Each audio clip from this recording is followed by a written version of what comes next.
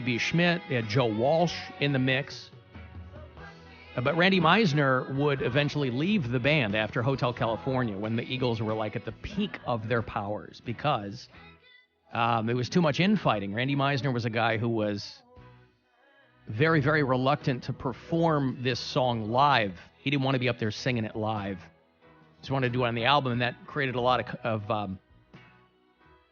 of infighting in the band, and I'm sure among other things too. But they were at the top of their game when this came out. They were 4 or 5 albums in. And Randy Meisner died. He was 77 years old from COPD. Is that like, it used to be called emphysema, right? I thought that was Cops Detroit. I don't think so. I mean, you're thinking COPSD is what you're thinking of. Maybe it's Colorado Police Department. I guess there would be the Colorado Police, the police COPD, department for the entire state of Colorado. That's right. The Staties is what you're thinking of. But Randy Meisner was one of the founding members of the Eagles. It was Don Henley had come from Texas. Glenn Frey had come from Detroit. Glenn Frey was early 20s, but he had already worked with Bob Seger, did backup on Ramblin' Gamblin' Man. So these were guys that had done some songwriting. And then they met Randy Meisner and Bernie Leadon in Southern California. And the first time that those 4 guys performed together on stage, they were Linda Ronstadt's backing band. And it became pretty clear, not only to them, but to her as well, that these guys were going to go off and do something huge. But again, I've mentioned it before. I'm reading this great book called Rock Me on the Water, which is named after a Jackson Browne song, but it's about the year 1974 in California when it was kind of the epicenter of all these things changing in that year. It was music and politics and culture and all this stuff. And the Eagles were a massive, massive part of that. The cool thing about that, though, is when things change, everybody's like, this is what happens in society. There's no reason to be upset about it. It's just progress. No, you'll never hear a complaint from anyone when things evolve or change. I get that things have to change. It's just how life goes. I guess I'll just accept it. I mean, that's my understanding of it, yeah. Right. Yeah. But Randy Meisner, 77 years old. Of course, Glenn Frey has passed away. That leaves Don Henley as the only original member of the Eagles. Bernie Leadon is still alive, but he is not with them. The band that is touring is going to be Joe Walsh, Timothy B. Schmidt, Deacon Frey, Glenn Frey's kid, and Vince Gill. But Randy Meisner was, instrumental to the early success of that band. If you're an Eagles fan, if you don't go the Jeff Lebowski route. But my mom was always playing Eagles in our house growing up. So I kind of grew up listening to all that music, which was new at the time, right? I mean, when I was a kid. But he left when that band was just white hot because they were touring all the time or recording. And it was, and truth be told, it was always the Glenn Frey and Don Henley show. I mean, that's what Eagles was. But I think he joined them when they reunited in the late 90s. And I couldn't help but think I wonder if Randy Meisner is going to show up on one of these stops on this farewell tour. And obviously now that's not going to happen. Gwen didn't realize that he wasn't still in the band, and she asked me if maybe he killed himself to avoid touring with Steely Dan. That's funny. As I'm a Steely Dan fan, and Gwen couldn't be more dismissive of Steely Dan. So, yeah, they did. The 4 original guys were just trying to get work as players, and they would play with the big people of the time, early 70s, Linda Ronstadt and Jackson Browne.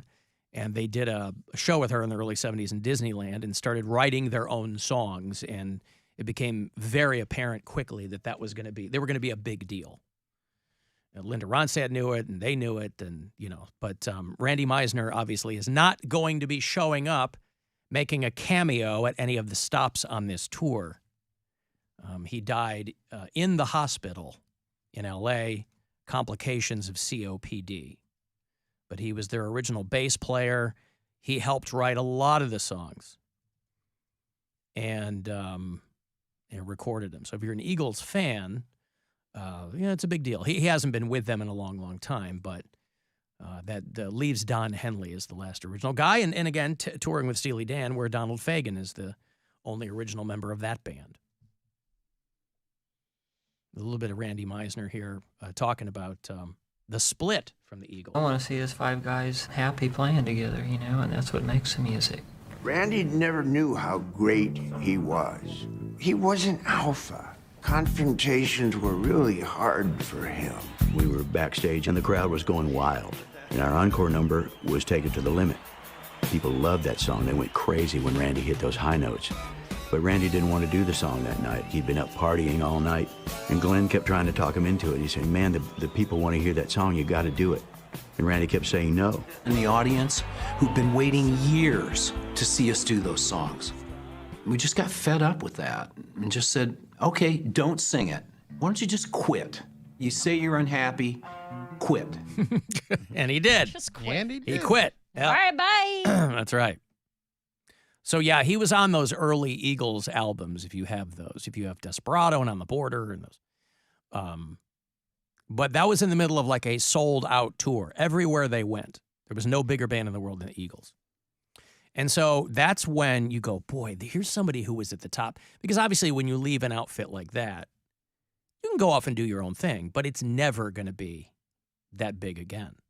And everybody did their own solo stuff. In the interim when Eagles broke up, Glenn Frey was doing some acting. Don Henley had the biggest solo career out of all those guys.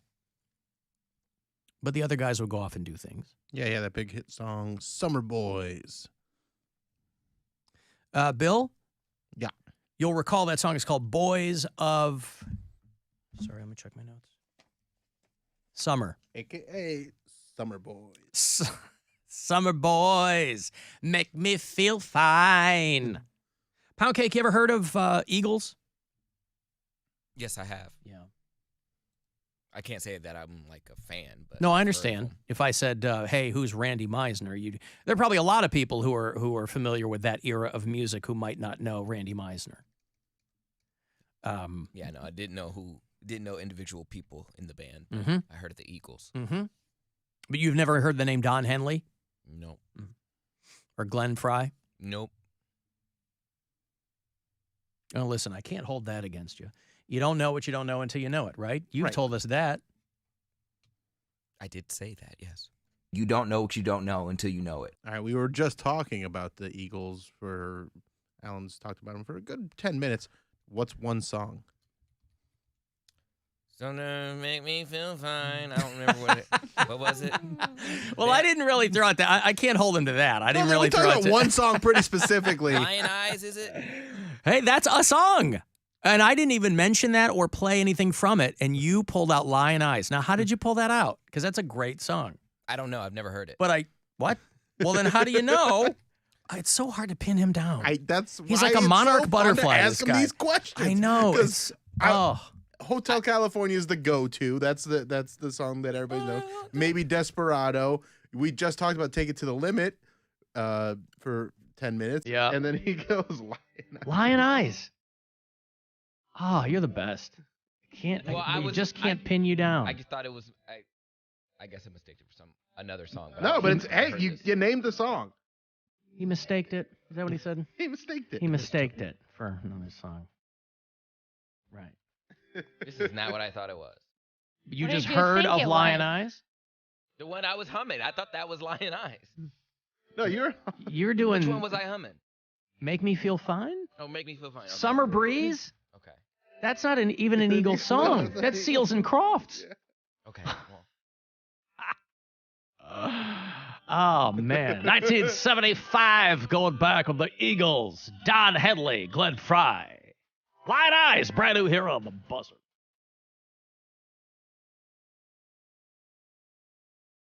B-side of Summer Breeze by Seals and Croft, according to Poundcake. Only time ever that two different bands have been on the same A-side, B-side. Hell, kids don't even know what A-sides and B-sides are now. Even that's old, right? 45s, That's A-side, been old for a B-side. long time. A long time, that's right. That's something that didn't, like 40 years that's been not a thing. Yeah. I knew what it was, but I related it more to cassette tapes. I thought than that's records. what it was. No, 45s, tiny records with albums with singles. I thought A-side, A-side and B-side. B-side were cassettes. That too, but they started with vinyl singles. Yeah, like you'd buy a small record, and have one song on one side, and the other side would have the other song. You'd have to get the adapter for your turntable. No, because singles became a thing, right? A-side, B-side. But Poundcake is thinking of Summer Breeze, which is Seals and Crofts.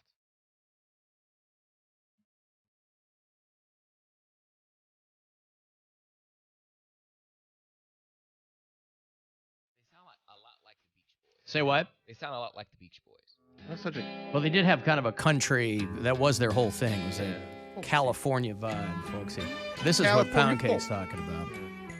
Not the Isley Brothers version, but Seals and Crofts. 1974.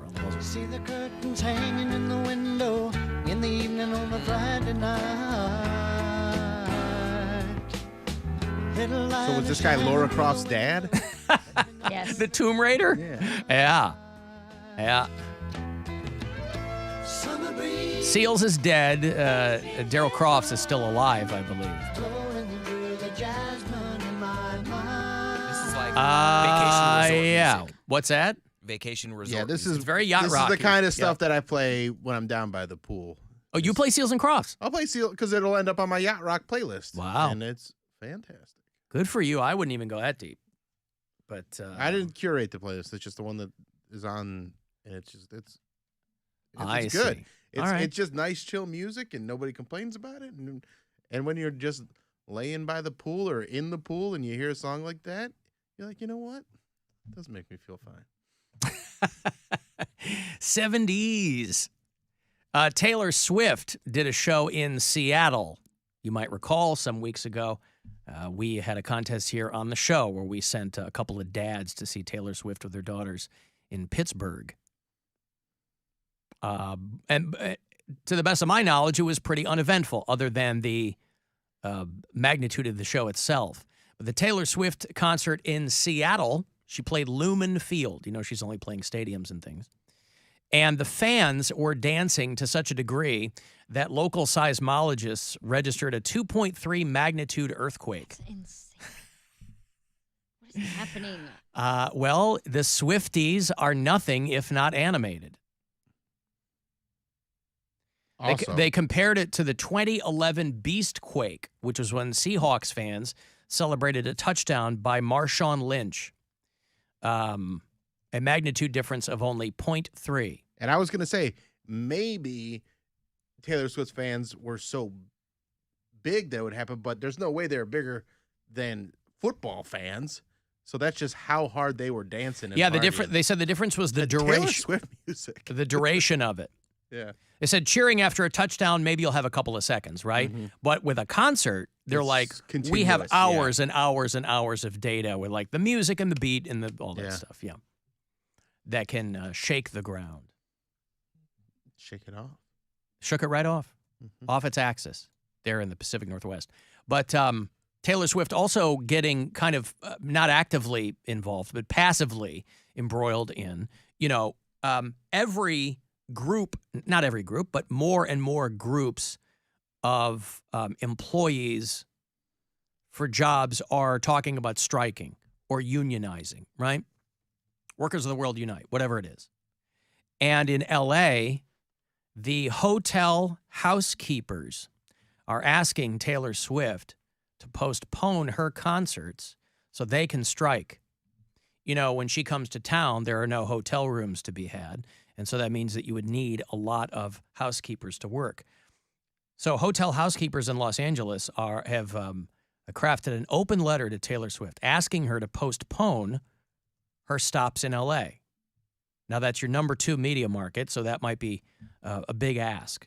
But they're like, might be striking soon, and so your shows make a lot of money for our hotels, and it doesn't exactly trickle down to us. I don't know if she has responded to it at all. But part of this is wrapped up in the conversation over junk fees. That's something that people can really get their heads around. A lot of things people don't really understand when they talk about policy changes, but like junk fees, that's a bullseye issue for people. Just all these little nickel and dime things that go along with living your life. that people are talking about with Ticketmaster and things like that. Well, they also add those fees on when you stay in a hotel. Well, speaking of tickets, Buzzardfest is next weekend, and the prices for those tickets go up at 5 p.m. today. Well, that's why we're telling people to get the 4-pack. Yeah, get that 4-pack, save some money, and you get to see so many good bands. You can go to buzzardfest.com because the last pair going out, I think, is with me in about 20 minutes. Yeah, and the prices go up at 5. So They you go want up, to yeah. do it. You want to get it So today. you can get 4 tickets for $220. 55 individually. They're going to be more. $55, 55 tickets, 55, 55 Incubus, 55 Bush, 55 pies, filter. 55 taters. Poundcake, who's playing Buzzardfest next Friday? Incubus. Hang on. Gavin Rossdale. What band does he front? You tell me. Hang on. Bush. No. Winona Fighter. Who else? What's the Cleveland band? The Cleveland band? Mm-hmm. The filter doesn't count, technically.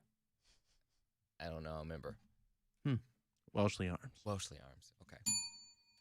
You're missing a couple of big bands in Yeah, there. if you're not dead, you're Alive. But drop the A. Boy, you're Alive. you're taking him by the hand there, aren't you? Wow, He you're needs really the help. He never would have got live.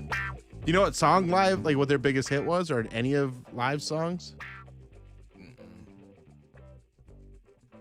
No. You ever heard Lightning Who did Crashes? who did he leave out though? He mentioned Filter.